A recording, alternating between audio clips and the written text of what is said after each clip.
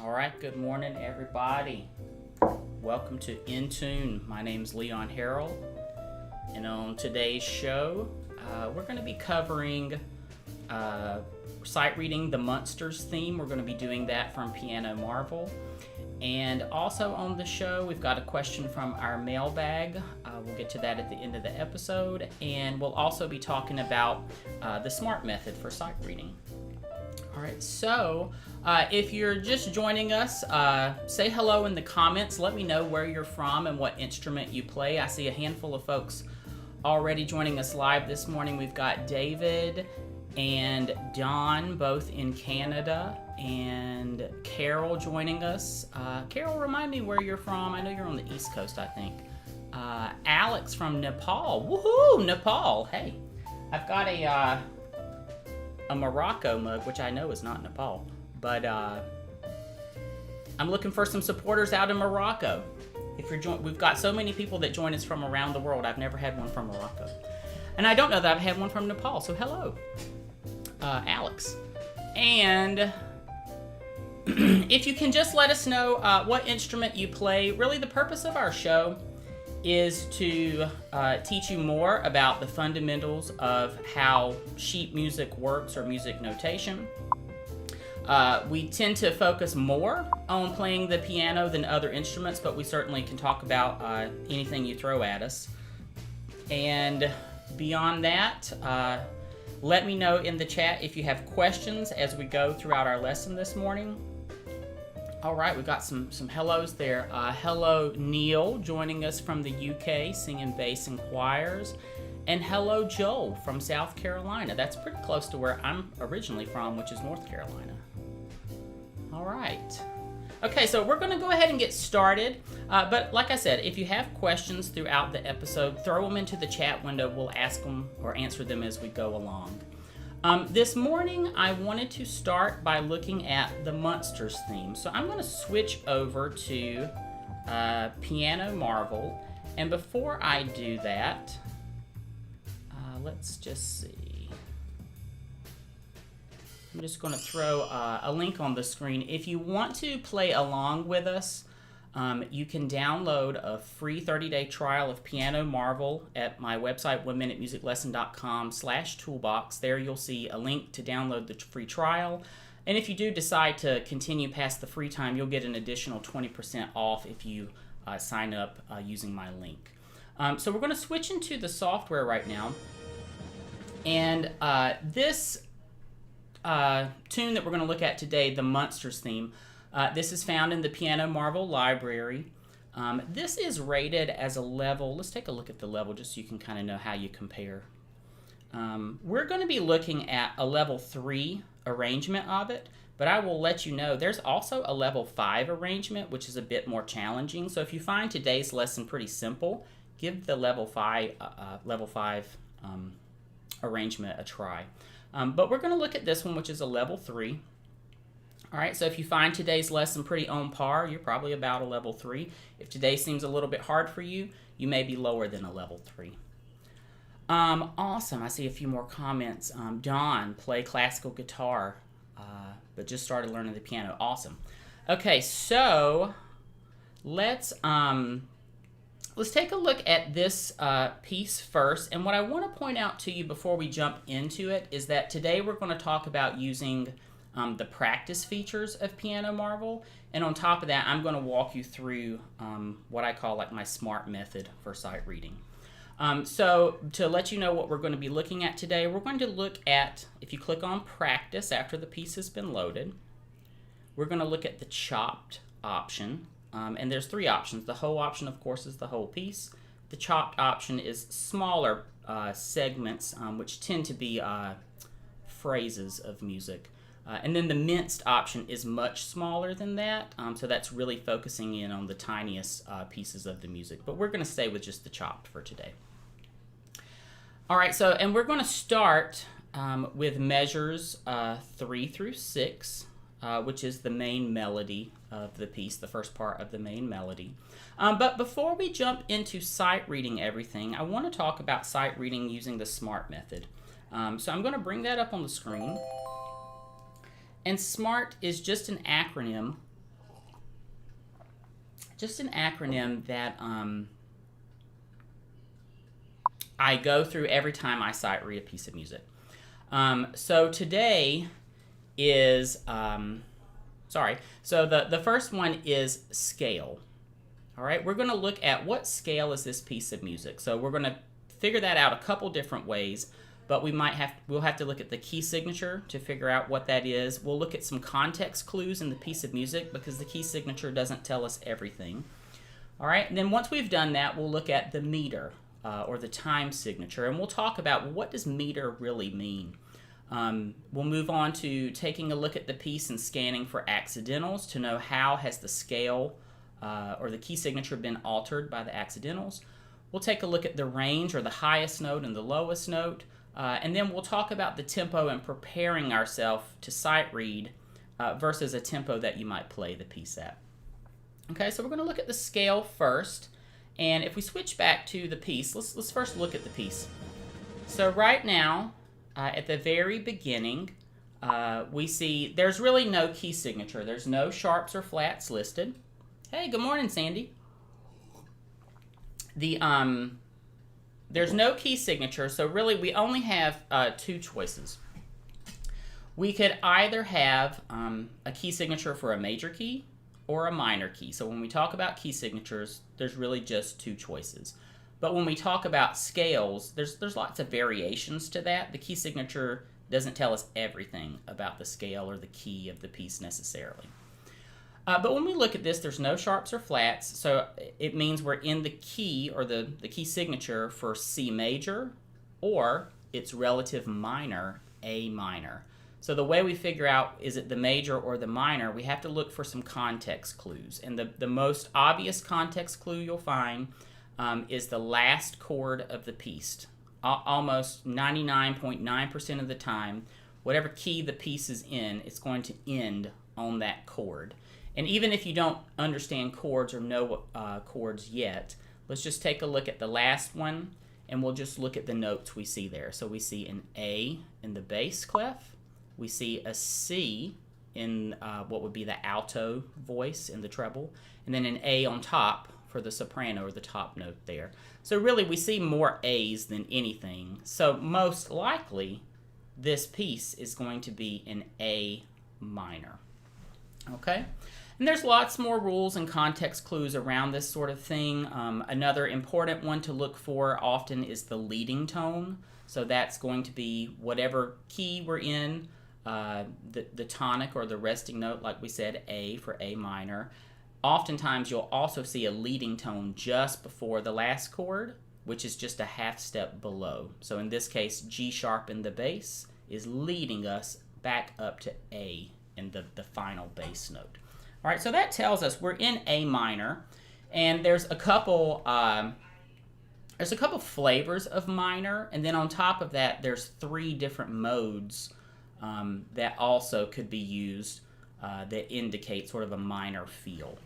But when we look at this piece, we're just going to sight read it as though it were in A minor, and I'm going to bring that up on the screen, and we're going to talk about that scale just a moment. So using our smart system, we're going to start with scale. All right, our key signature, no flats or sharps, so none of the pitches in our scale, A, B, C, D, E, F, G, the first, all 7 letters of that, the musical alphabet, none of these are going to be sharp or flatted. All right, so when we have A minor, and there's no sharps or flats, this is the natural form of the minor. Let's take a listen to that on my keyboard.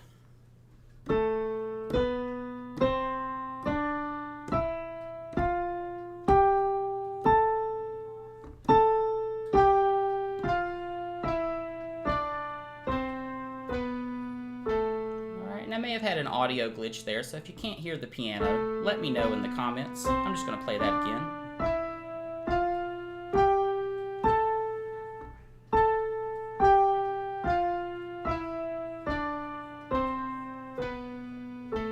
Alright, so when I get ready to sight read, I first figure out what key is it or what scale am I going to be playing primarily, and then I'll play that scale on my instrument. I'm not going to bog you down with what fingers to use or how to do that on your particular instrument, but basically you play the pitches that you see here on the screen. I'm starting at the top of this circle A, and I'm going clockwise around the circle back to A. All right, I've also written it out on the left-hand side just in a straight line, and I'm playing it up, which is from left to right, and then down, which is from right back to left. Let's listen to it one more time.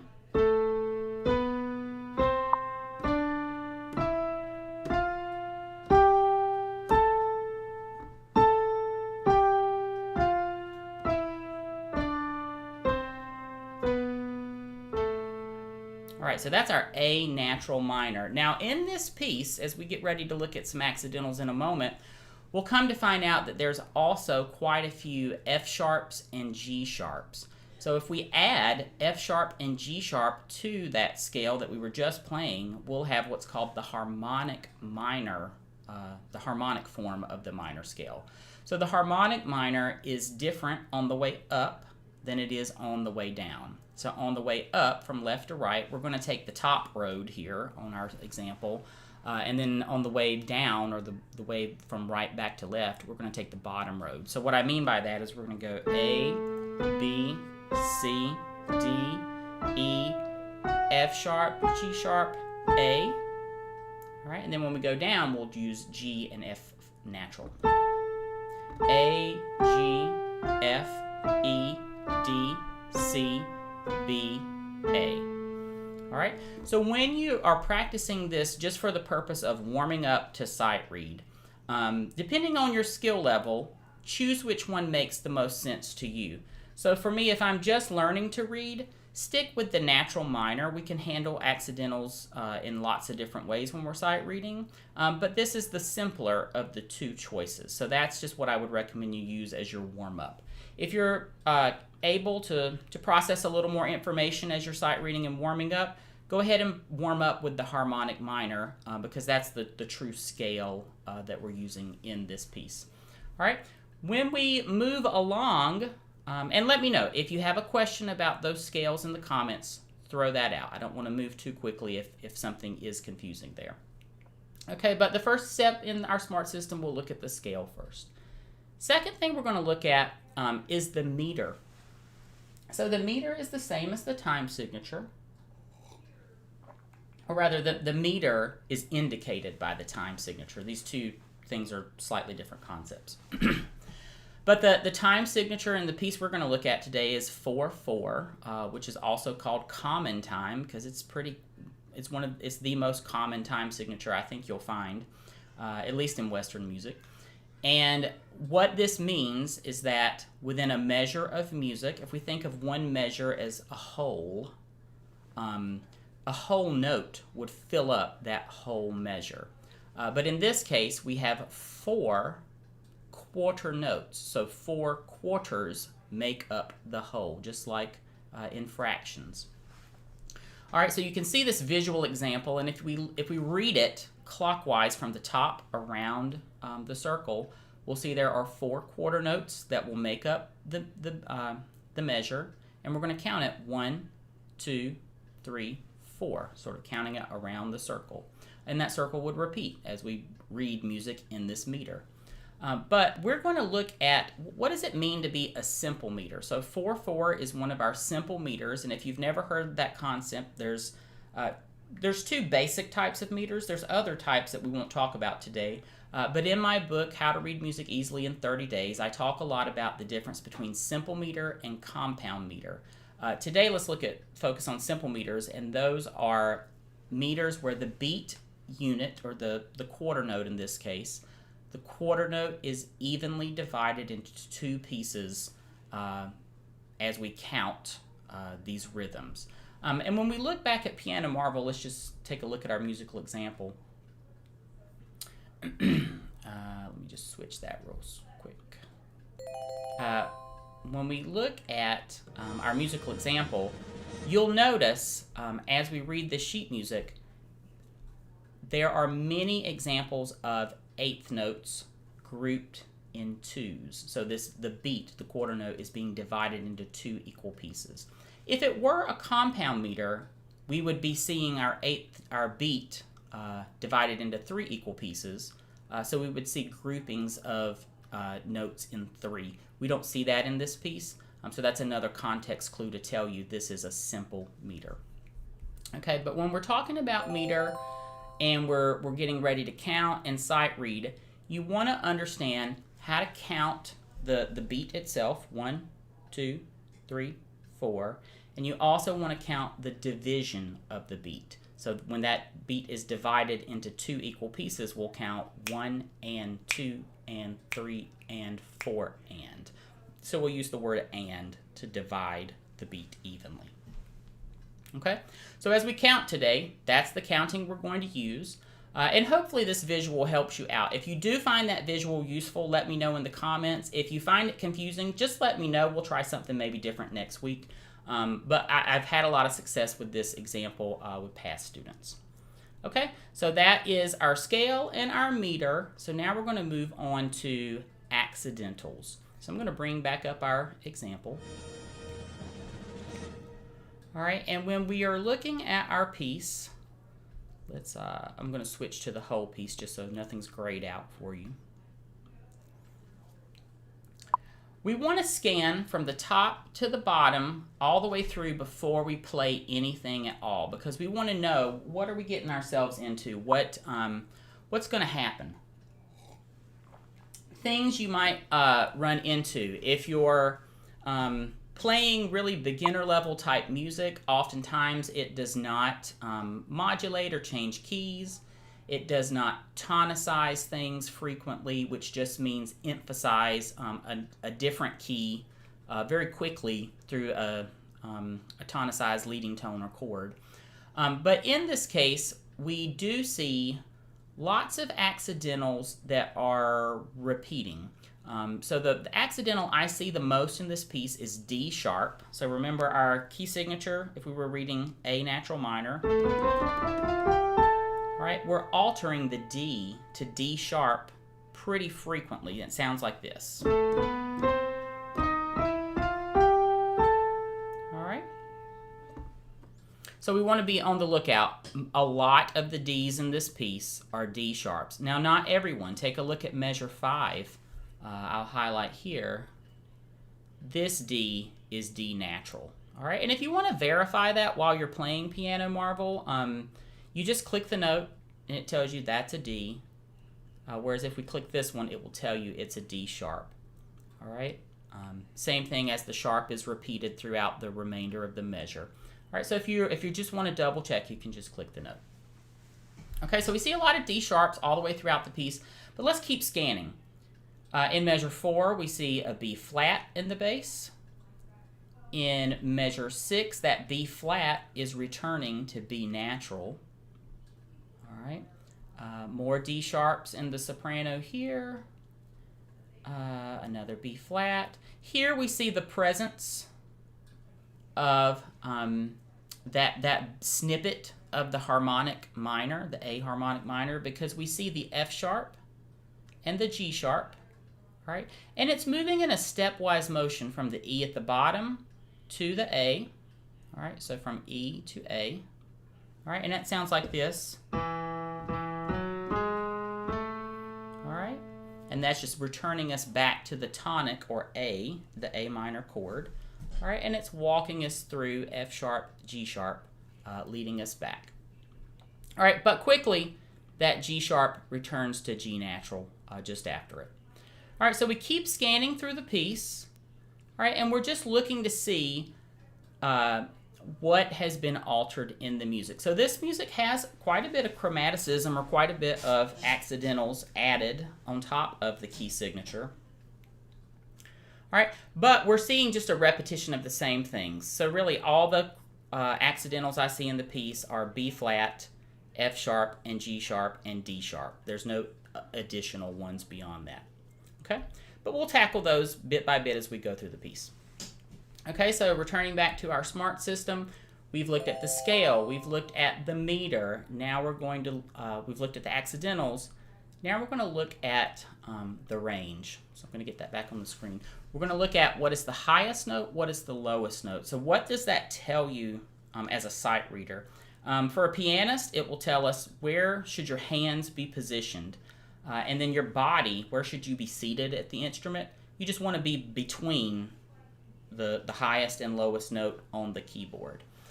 Similarly, for other instruments, you might know that, let's say the range is going up really high and you're a wind player, so your embouchure, you need to play higher notes. You might have to tighten up your grip on the mouthpiece, or the placement of your tongue and your teeth. Maybe you're going to have a passage, maybe you're a violin player, and you're playing something way up high on the E string for a period of time. You want to know that so that you can prepare to move your hand on the fingerboard higher. All right, so really with the range, we're looking for the highest and the lowest note. So let's switch back to Piano Marvel and look for that. So it looks to me, if I start at the beginning, all right, I'm scanning the A in the bass is the lowest until we get to here. There's a G in the bass. So there. If we keep going, we see there's an E in the bass in measure 9. Let's keep going. Here's a C in the bass, so that's getting lower. And I think that's the lowest. Yeah. So this C in measure 12 is the lowest pitch. All right. And then the highest pitch, likewise, we do the same thing. So scan from the beginning to look what note is the highest. So the A is the highest. I'm scanning down. I think A is the highest. Yeah, there's no pitch higher than this A, sort of in the middle of the treble clef. All right. So the range of this piece is the C in the middle of the bass clef to the A in the middle of the treble clef. Okay, so we're going to do something fun. We're going to try something new. I'm switching to my keyboard cam. I've got some extra cameras hooked up this morning, and it's low tech. We're just dragging it around. All right, we're just going to take a look at the range of the key of the piece. All right, the red note you see there, that's middle C. This is the highest note in the piece. This is the lowest note in the piece. So really, my hands don't need to move a lot. So when you're sight reading, I think a temptation that will happen as you start to feel that nervousness or anxiety as you're reading and you're getting further in the piece and you're anticipating, oh gosh, am I going to make a mistake? We'll tend to move our hands more, move our body more. So we want to try to eliminate unnecessary motion whenever we can. So really, just pay attention. This is where your hands will be. They don't need to move any further. So really, we're just sort of hunkering down right here. I'm positioning my body just sort of right in front of the B, just below middle C. And there's no reason for me to move any extra. Okay, so let's switch back to our music. All right, so we've looked at everything except for the tempo. So the tempo of this piece is marked as spooky, medium, fast right at the beginning here. But it doesn't tell us a number. The thing I like about Piano Marvel, it's all the pieces in it have already been graded and set up by professional piano teachers and professors. So when you click on the practice button at the bottom, it's going to tell us 3 suggested tempos to play the piece at. The highest is the performance tempo, and the lowest, I would call that your sight reading tempo, or you may even go lower than that depending on your skill level. This morning, let's get started in the chopped section. We're going to do exercise 1 here, which is measures 3 through 6. I'm going to start it at 80 beats a minute, okay? And we are going to clap the rhythm if you are a brand new reader of music. We are going to say the names of the notes if clapping is really easy for you. And then if you're ready to go beyond that, go ahead and play it on your instrument if you have it available to you. When we count the rhythm or get ready to sight read anything, I always count 2 complete measures from our meter, 4/4, and then we'll play the music. The first meter gets us ready to do the exercise, and then the second measure of count in, that's really getting your mind focused so you can do things correctly. Okay, so let's do that one together. Hands up. We're going to clap reading the bass notes and the treble notes. You'll notice that for the most part, the bass note and the treble, or the left hand and the right hand, don't play at the same time very often. In measure 4, we'll have a bass note there. But what's happening here is that the melody is being split. Part of it is in the left hand, part of it is in the right hand. So when you're reading this, it's good to know that you're actually going to be moving from reading the left hand here, and then your eye is going to move to the right hand there, all right? Because the melody is split between the two hands, okay? So let's just count and read that together. All right, hands up. 1, 2, 3, 4. 1, 2, 3, 4. 1, 2, and 3, and 4.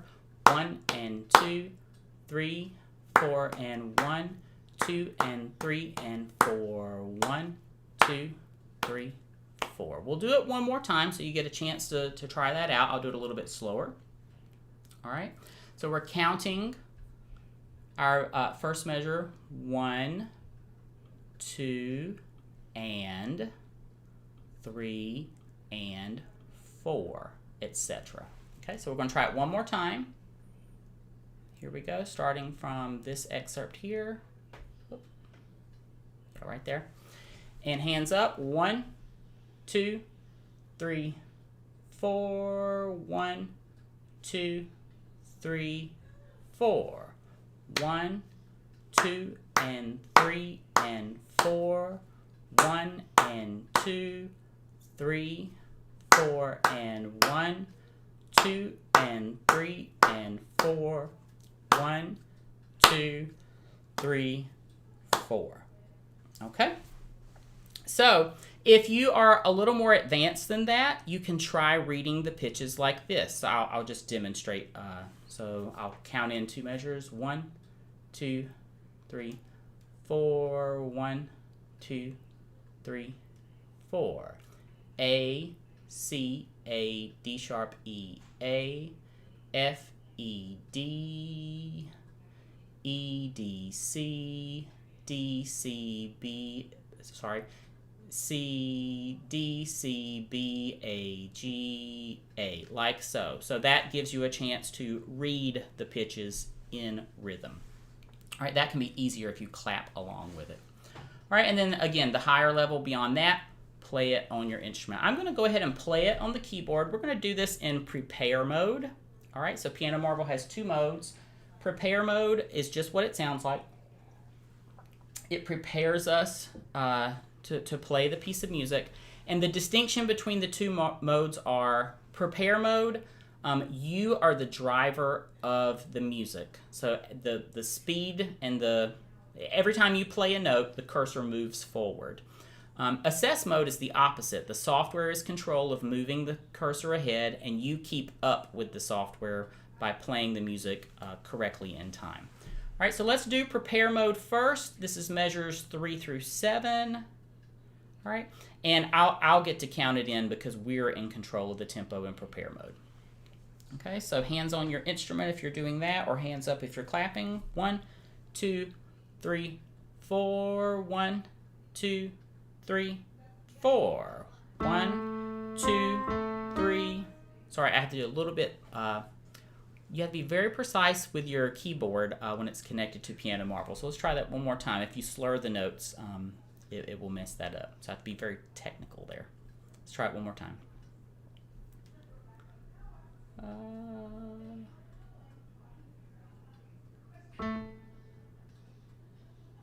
right, 1, 2, 3, 4. 1, 2, 3, 4. 1, 2, 3, 4. 1, 2. Oh, I'm sorry, we're having a technical glitch here. Let's reset this. Maybe I've had this up a little bit too long. So the trouble with live streaming this sort of thing is that my computer sits here for a long time before we start. So pardon the technical glitch. We'll try that one more time though. We'll try it from the library. This I've put into my favorites folder. Load it up here. We're doing chop number 1 at 80 in prepare. All right, 1, 2, 3, 4, 1, 2, 3, 4, 1, 2, 3, 4, 1, 2, 3, 4, 1, 2, 3, 4, 1, 2, 3, 4. All right, so what it's going to do is calculate a score in the background. It'll capture information about how we prepared. All right, and that's just useful if you want to sort of track your progress along the way. All right, let's do that one more time so you can follow along. All right, I'll do it just a hair bit slower. All right, 1, 2, 3, 4, 1, 2, 3, and 4. 1, 2, 3, 4, 1, 2, 3, 4, 1, 2, 3, 4, 1, 2, 3, 4. All right. So we've read through that first section. Let's look at the end of the melody, so the second part of the melody theme. We'll go into the practice mode, and we're going to do measures 10 through 7. All right, so this is the second half of a two-part phrase. We just played the first phrase, so this is the second half of that. All right, so here we go, counting and sight reading again. 1, 2, 3, 4. 1, 2, 3, 4. 1, 2, 3, 4. 1, 2, 3, 4. 1, 2, 3, 4. 1, 2, 3, and then beat 4, it stops just before that. Okay, so again, it's just calculating the score in the background. All right, when you are practicing sight reading or just practicing in piano marble, if what we're covering right now is too difficult for you, and you can do two things.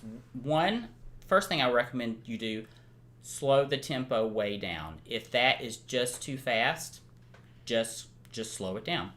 But what we can do is go into the practice mode. We can go into the minced mode, and then it will separate. It will give us options to separate the right hand and the left hand. So for example, what we just looked at, measure 7 through 10 right hand, we could focus just on the right hand.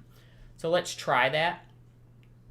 All right, and it's going to gray out the first part of the left hand there. And remember, the melody's split between the two hands, so we'll only hear part of the melody this time. Let's do that in prep mode. 1, 2, 3, 4. 1, 2, 3, 4. 1, 2, 3, 4. 1, 2, 3, 4. 1, 2, 3, 4. 1, 2, 3, 4. All right, so if you need to take it sort of down a level just for your skill level, break the hands apart. Do your right hand, do your left hand separate. And I love that that's just built into the software. Awesome. Oh, Sandy, I see your comment. Sandy says, next week I'll have my MIDI set up. Be tuned to the newsletter this week, and if you're not signed up for our newsletter, sign up at oneminutemusiclesson.com. I am looking into buying a Bluetooth MIDI adapter for my keyboard, and what that just means is you can hook up your keyboard wirelessly to your computer or your iPad. Piano Marble runs on iPad too. And if you haven't tried the iPad version, check it out. I think it's actually a little better on iPad. It's just more convenient. But the problem is, how do you connect the iPad to your keyboard? Of course, you could do it with a cord if you have a special cord for that. But I'm looking into a Bluetooth option because, of course, your iPad, you're watching TV, you're moving it around the house. You don't want it connected all the time to your keyboard. So stay tuned to the newsletter for that because I found a good one I want to test out if you're interested in that sort of thing. So let's finish up our example here. We've looked at the first part of the theme, parts 1 and 2 of the melody there. Let's finish up with the middle part of the piece. So we're in the chopped section, measures 11 through 14. Okay, So this is going to be sort of that B section of the theme. All right, and here's another good one for you to clap along if this is a challenging piece for you, or play along if you're ready to sight read with me. All right, so let's do this one in prepare mode, and then we'll do some assessment mode. All right, here we go. 1, 2, 3, 4. 1, 2. Oh, and note, it starts on beat 4 at the top here. So I'm just going to count 1, 2, 3, 4, 1, 2, 3, and we'll start on beat 4. 1, 2, 3, 4. 1, 2, 3. 4, 1, 2, 3, 4. 1, 2, 3, 4. 1, 2, 3, 4. 1 and 2 and 3, 4. All right, a little hesitation at the end there.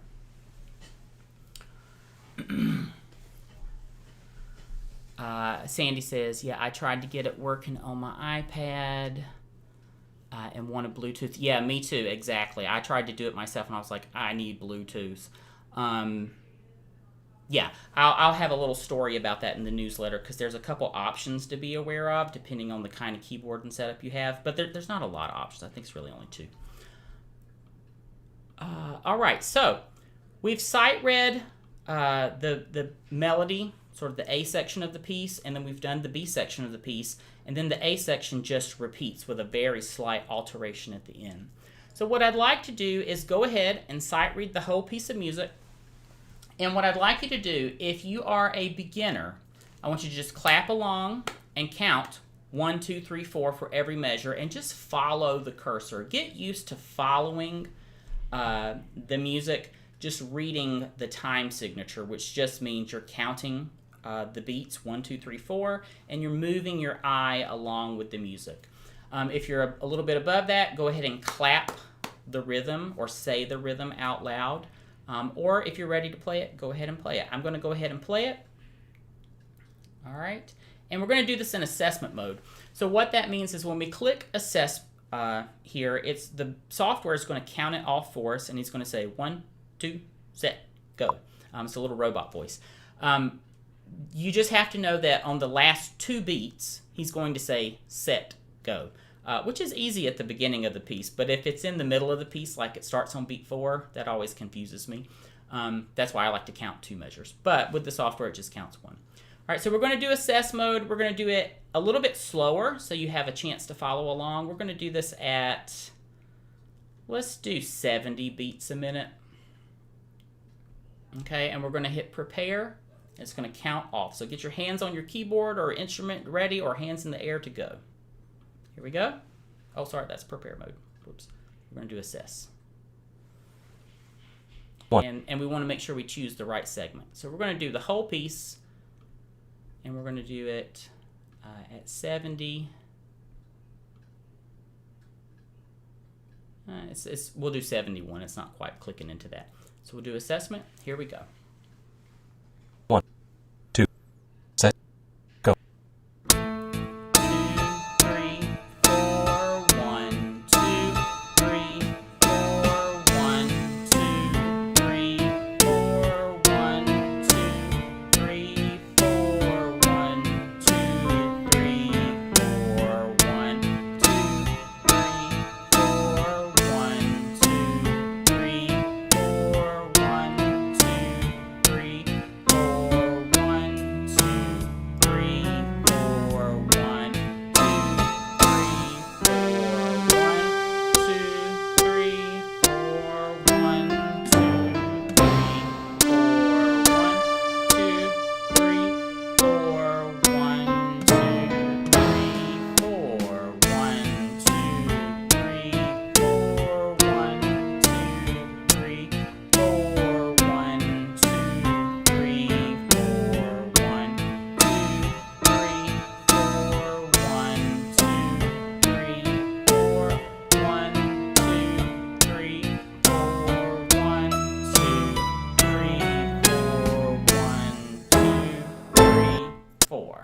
All right, and then the piece will calculate our score for that. If you play it slower than the slowest practice speed, which in this case was 80,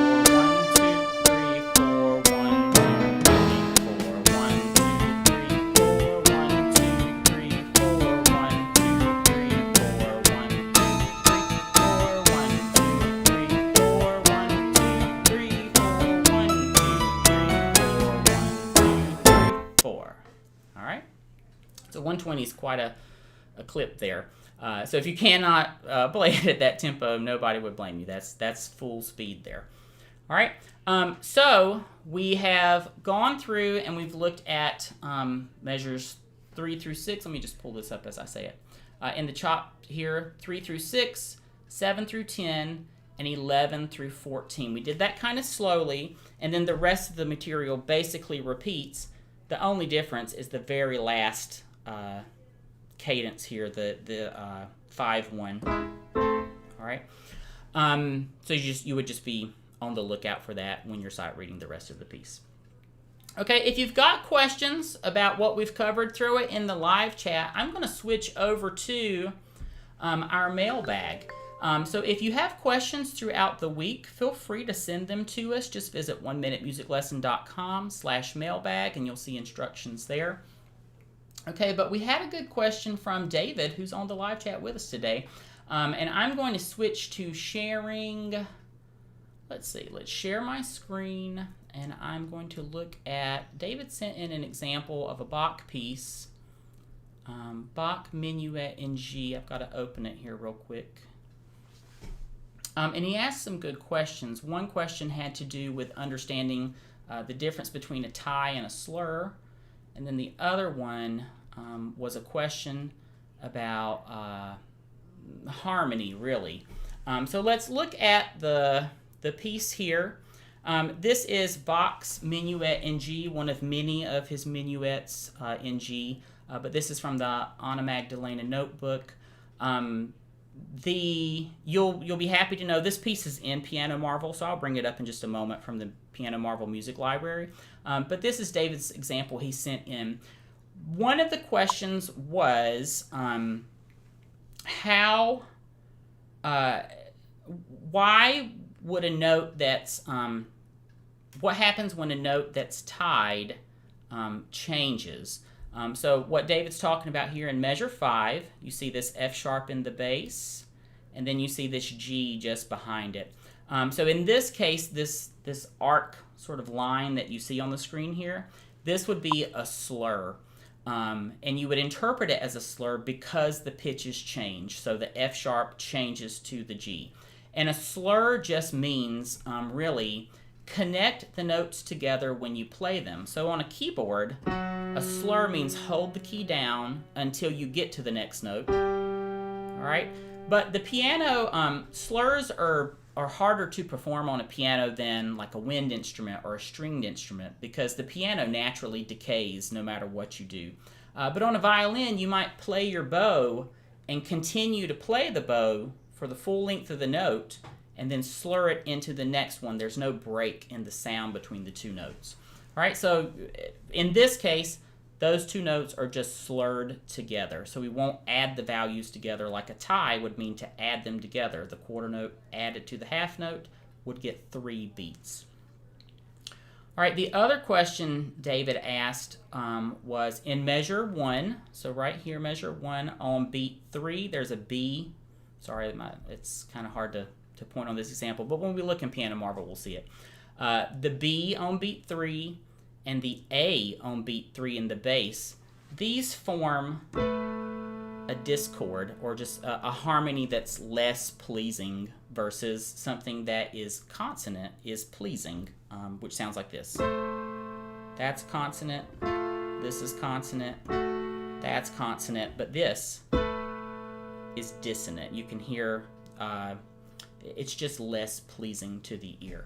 But in music, you have to have consonants and dissonance together for music to have like a pleasing harmonic motion. We have to have some amount of tension, that dissonance, and we have to have some amount of release, a consonance. All right, and that's a really oversimplified way of saying that, but when you have both of them and you've got all the other rules of standard harmony practice or counterpoint happening, that makes for interesting music. In this case, David is asking, why is the, here in measure 5, you know what, David, maybe I'm misremembering your question. The measure you had asked was, oh yeah, right here, measure 1, beat 3. Why is the A and the B together? Is that note incorrect? Well, the note's definitely not incorrect, and I want to show you how you could tell that. So I'm going to switch over to Chrome. It runs a little slow while I'm live streaming, so give it just a moment. If you've never done this before, go to IMSLP, and I'll throw that in the comments. IMSLP. Oh, I'm pretty sure it's .org, but we'll go to .com if that's not what it is. But let me close these things up here that are loading. You know what? We'll just do it in Safari. It'll be faster. We're going to look at IMSLP, which is the International Score Library. Music Score Library org. And a lot of times you can actually find, let me switch my screen share so you can see that. You know what? It's not .org because that's bringing up like a, oh no, it is. There's just an ad for a recipe there, which is kind of weird. But let me switch this over so you can see it. This is going to be on my Safari window. On IMSLP, I'm just going to search for Bach Minuet G. All right, and this is the first one, BWV 114. Here you will find tons of free scores, but what's most interesting is a lot of times you can find the composer's manuscript. So this is Bach's actual manuscript written in his handwriting. And if we look at that, the pitches are exactly the same in the original. Now this is written in a, I'm tricky on my movable clefs, but I think it's in a soprano clef, not a treble clef. So to read the pitches at the beginning, we've got D, G, A, B. That's that B, C, D. So that B here in the third beat is also landing at the same time as the A below it in the bass clef. So I have verified that is what Bach wrote. All right, so we'll switch back over. I'm actually going to bring this up in the Piano Marvel library. So let's go into the library. We're going to search for Minuet by Bach. It's going to bring up a couple because, like I said, Bach wrote a lot of minuets and more in G as well. So that's this one, Minuet in G, BWV 114. Okay, but we'll see it here in the system. Let's take a listen to the first 8 measures. I'll play that for you.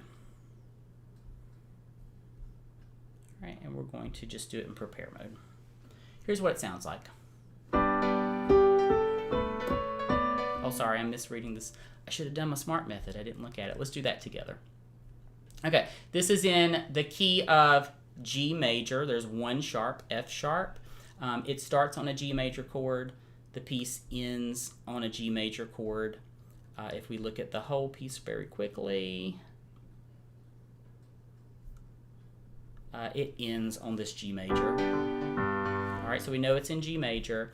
The meter is 3/4, so 1, 2, 3, and it's a simple meter. I know that, so it's 1 and 2 and 3 because the beats divide evenly into 2 pieces. The range, we've got a G at the top is the highest note. Lowest note is the G in the bass here. All right, and then the tempo, I'm going to read it probably about 70 beats a minute or so. So 1, 2, 3, 1, 2, 3.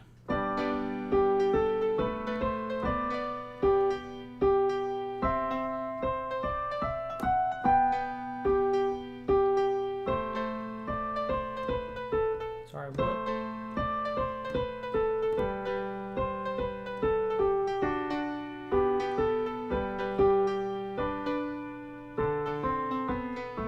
I'll stop there. You've probably heard that piece before. Very famous piece.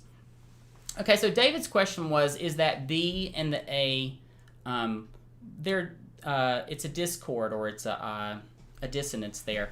Really, this is functioning as what's called a passing tone. You can just Google passing tone, and you'll probably find an article. If you go to openmusictheory.org, I want to say. Let me check that real quick while we're together. Passing tone, open music theory. If you just Google that phrase, it'll come right up to that page. That'll give you a nice explanation of what a passing tone is. And a passing tone just means that it's a note that doesn't fit into the chord or the harmony, but it's situated between two notes that are in that chord or harmony. So the A and the C around it are in harmony with the A below it.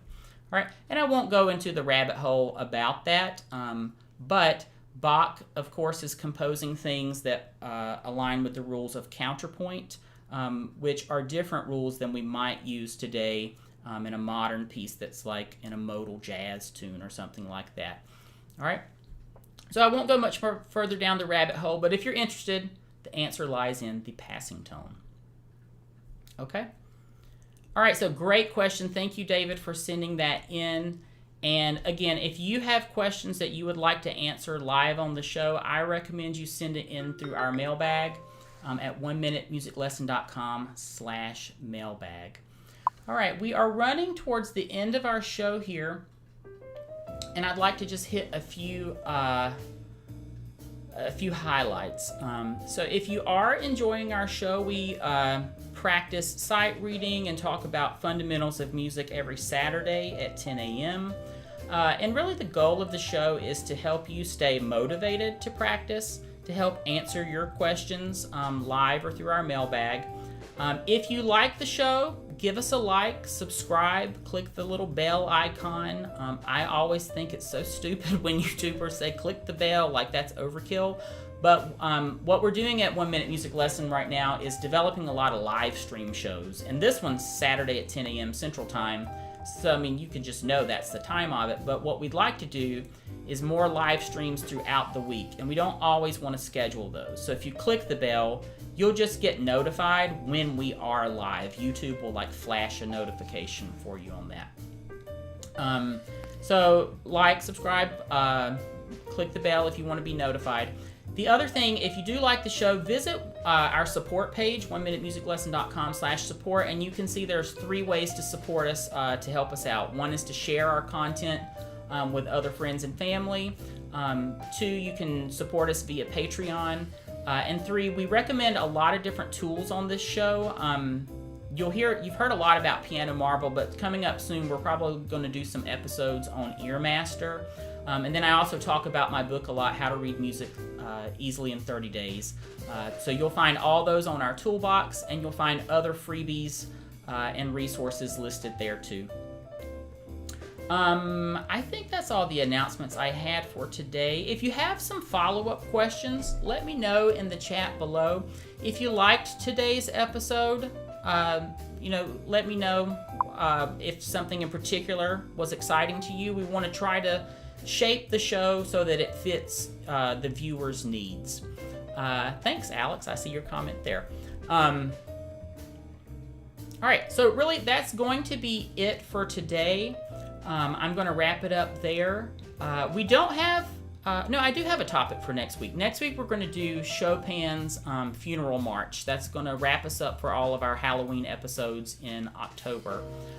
You'll also find that in the Piano Marvel Library, so you can just search Chopin Funeral March. But I'll send that out in the newsletter as well.